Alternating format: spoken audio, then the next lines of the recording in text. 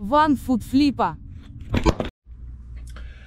Hi, Paige here, the One Foot Flipper, and today we're going to talk about 8 more ways to wreck your eBay store. And these are going to be things that are mostly outside of the eBay system itself. It's going to be things that you're doing back home. But before we get into that, let's do a little housekeeping. I am just this close to 5,000 subscriptions now, and I have mostly had very good feedback on the newer formats of videos I've been doing, where I'm usually trying to have a focused topic and I just weave the solds in and out of it. I've had a whole lot of good messages about that, but I've had one very nasty one, very long and nasty one, telling me that I'm wasting his time blabbling, and blabbling is what he wrote, on about my sold items, when all he cares about is the rest of it. Which, I can get that, but I feel like my viewers, I'm trying to hit my viewers on both sides. That's why I mix it up, and most other YouTube resellers tend to do the same thing. They're always showing those solds. All right, the first thing you can do to wreck that store is get obsessed with trying to sell every single item that you end up with. Everything. You know, everything like this, everything that comes in that lot or storage locker, every one of your old personal items, you just gotta sell it. You gotta get it listed. I gotta get this little metal light bulb listed. Can't go without it. Can't not list this off-brand GoPro accessory. Let your time get wrapped up in that. Even if some of those items are sellable or usable, they may not be worth the storage space. Some of that stuff is just going to be junk, and you're better off just getting rid of it, just getting it out of your life and out of the way. I sold a Tupperware Pickle Keeper lifter, $4.99. Came in that big tub of Tupperware that I bought for $2 or $3 a little while back. Oh, I have brought Yuo up from the basement since I won't be filming down there for quite some time, so now he can hang out here and be part of the videos again. Sold this Catamino Pentamino based board game, $13.84, plus exorbitant international shipping to ship what is basically a box of wood to another country. That was a Goodwill Bins pickup, I believe. Next thing, don't ever be willing to sell anything at a loss. Never, ever. If you paid $85 for it, you've got to sell it for at least $86, or you lost money.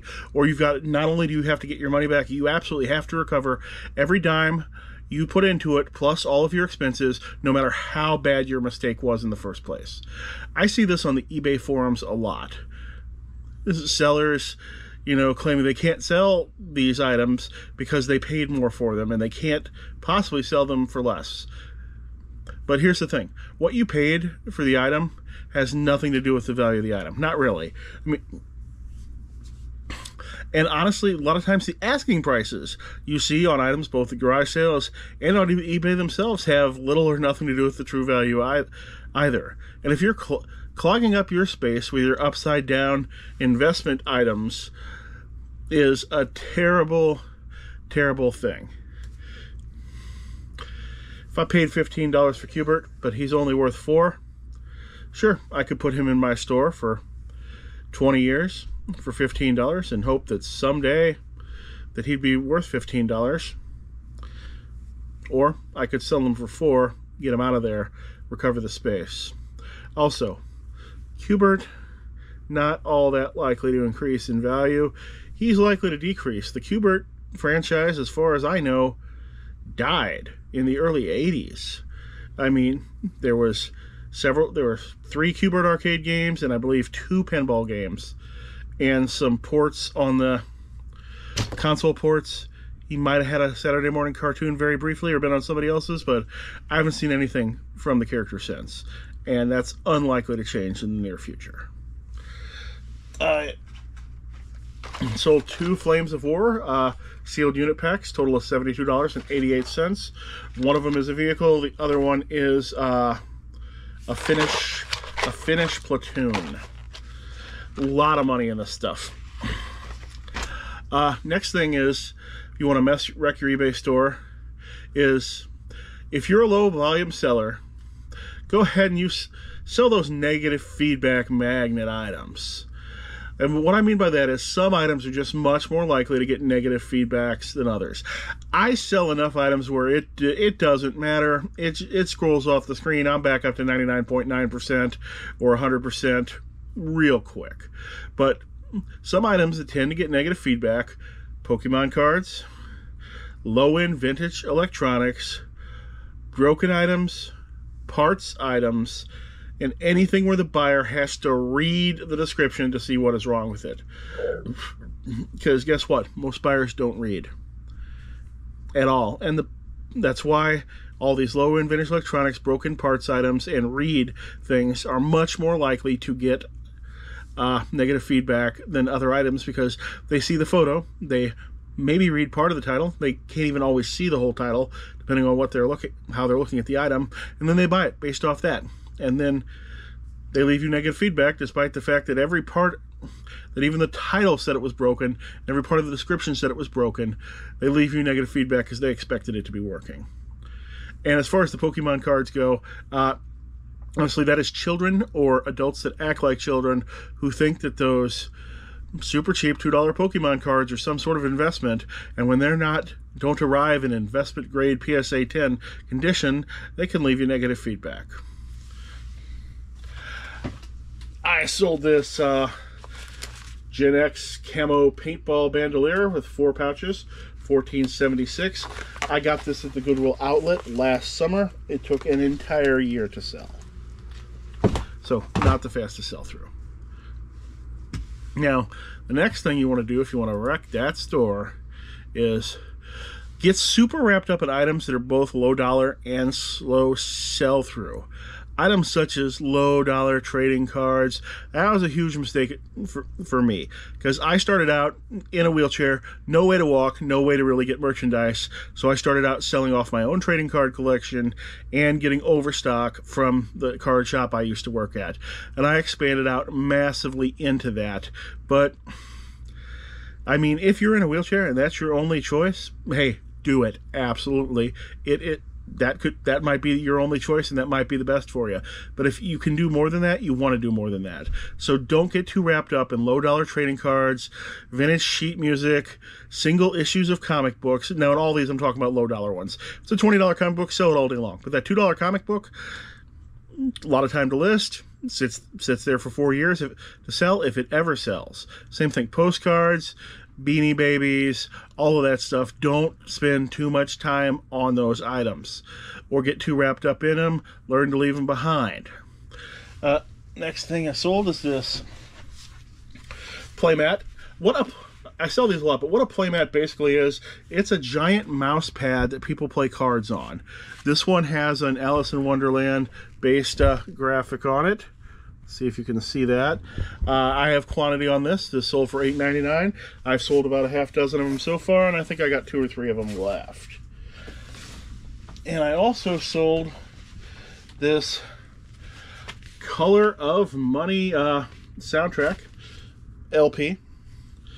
It is an X-Library, but they did not rip it up nearly as bad as X-Libraries are usually ripped up.